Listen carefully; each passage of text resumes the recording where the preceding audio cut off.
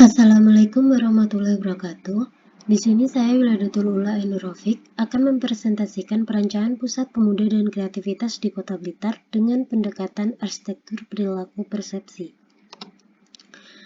Perancangan Pusat Pemuda dan Kreativitas di Kota Blitar merupakan perancangan yang mewadahi kegiatan pemuda di Blitar, khususnya kegiatan kreatif dan apresiasi. Perancangan ini terletak di Kota Blitar, di Kecamatan Kepanjen Kidul, tepatnya di Jalan Dr. Wahidin. Pendekatan yang digunakan adalah arsitektur perilaku yang terfokus pada persepsi dengan prinsip-prinsip ambient, memunculkan respon emosional, serta memunculkan pesan-pesan motivasional secara indrawi. Untuk integrasi nilai Islam yang digunakan adalah surat Al-Asyr yang menjelaskan mengenai waktu. Pada rancangan ini, membuat penggunanya memanfaatkan waktunya dengan hal yang bermanfaat sebaik mungkin dan tidak menggunakan waktunya dengan hal yang sia-sia.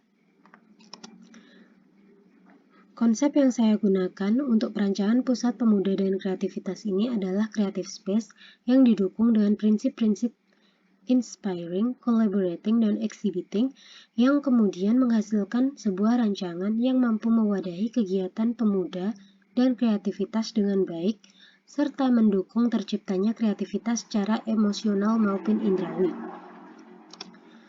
Untuk konsep tapak, terdapat beberapa perubahan pengembangan yaitu pada bagian GSS, sebelah sini, atau garis sempadan sungai, ditambahkan fasilitas untuk ruang komunal atau taman, serta beberapa fasilitas lain yaitu lapangan futsal dan basket sebagai tambahan. Kemudian perubahan dan pengembangan lain terdapat pada penambahan lahan area parkir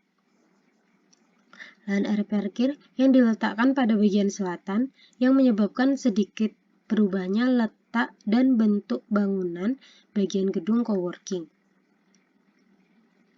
Kemudian untuk konsep bentuk, terdapat beberapa perubahan dan pengembangan yaitu pada bagian gedung coworking yang tadi dipengaruhi oleh perubahan dan pengembangan pada konsep tapak. Kemudian pada bentukan yang lain, ada perubahan pada bagian fasad yang menggunakan double skin fasad. Double skin fasad ini selain sebagai fasad juga sebagai sun shading karena bangunan yang menghadap ke timur. Kemudian perubahan yang lain terdapat pada pola double skin fasad yang terinspirasi dari batik tutur yang mengandung pola dua unsur yaitu tanaman dan hewan. Kemudian pengaplikasiannya pada fasad dilakukan secara simbolik dengan penghubungan dua unsur geometris. Ini dilakukan untuk menghindari bentukan makhluk hidup yang tidak diperkenankan dalam Islam. Dua unsur ini berasal atau muncul dari tapak itu sendiri setelah diolah dan dikembangkan sehingga menjadi bentuk dasar pada tapak. Kemudian terdapat sedikit perubahan dan pengembangan pada bagian jembatan penghubung antar bangunan yang menghubungkan antara gedung coworking dan gedung kreatif.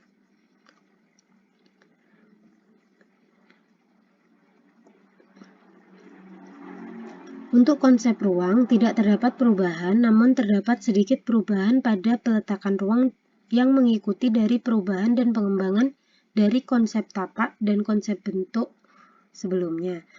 Pada konsep ruang tetap menggunakan inspiring atau ruangan dibuat atraktif. Kemudian juga menerapkan penggabungan fungsi kegiatan pada ruang, serta pengaplikasian unsur-unsur khas Kota Blitar pada ruang-ruang. Kemudian pada konsep struktur dan konsep utilitas tidak terdapat banyak perubahan. Perubahan hanya ada pada konsep utilitas yaitu penambahan TPS pada tapak yang diletakkan pada area belakang. Berikut set plan dari perancangan Pusat Pemuda dan Kreativitas. Pada bagian depan terdapat area parkir. Di sebelah sini juga terdapat area parkir untuk bus. Kemudian di paling depan terdapat area plaza yang berhubungan langsung dengan amphitheater dan taman bagian depan. Kemudian gedung paling depan merupakan gedung coworking. Lobi utama terletak pada bagian samping selatan naik tangga.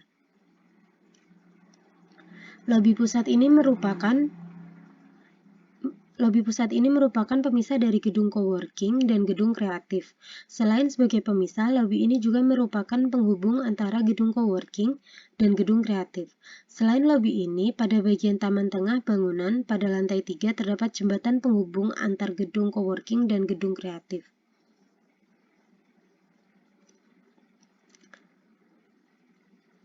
Jembatan ini memudahkan pengguna dari gedung lain menuju gedung coworking, khususnya untuk mencapai musola di lantai 4. Musola terletak pada lantai 4 gedung coworking.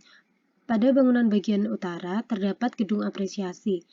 Gedung apresiasi ini dipisahkan dengan jalan, namun pada lantai 2 dan 3 dihubungkan dengan jembatan.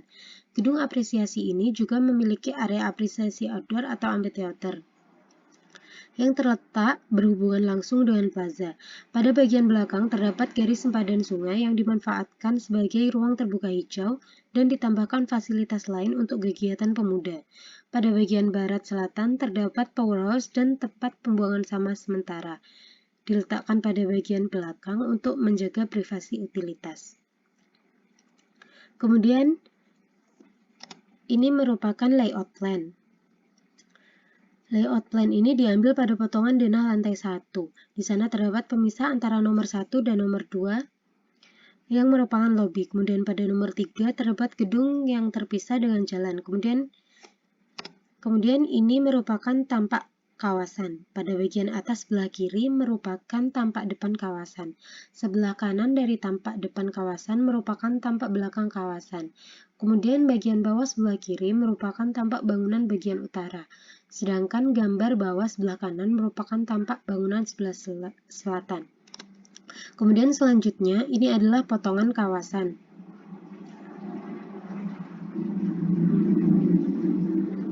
Sebelah kiri merupakan potongan kawasan A aksen, sebelah kanan merupakan potongan kawasan B aksen. Kemudian ini adalah tampak depan bangunan. Meskipun ini merupakan 3 gedung yang memiliki fungsi utama yang berbeda, namun gedung ini saling terkoneksi dan dijadikan satu. Pada bagian atas kiri merupakan tampak depan gedung, sebelah kanan atas merupakan tampak belakang gedung, sedangkan sebelah bawah merupakan tampak utara dan tampak selatan gedung. Kemudian ini merupakan potongan gedung. Potongan ini diambil dengan memotong bagian tengah gedung sehingga taman bagian tengah gedung terlihat.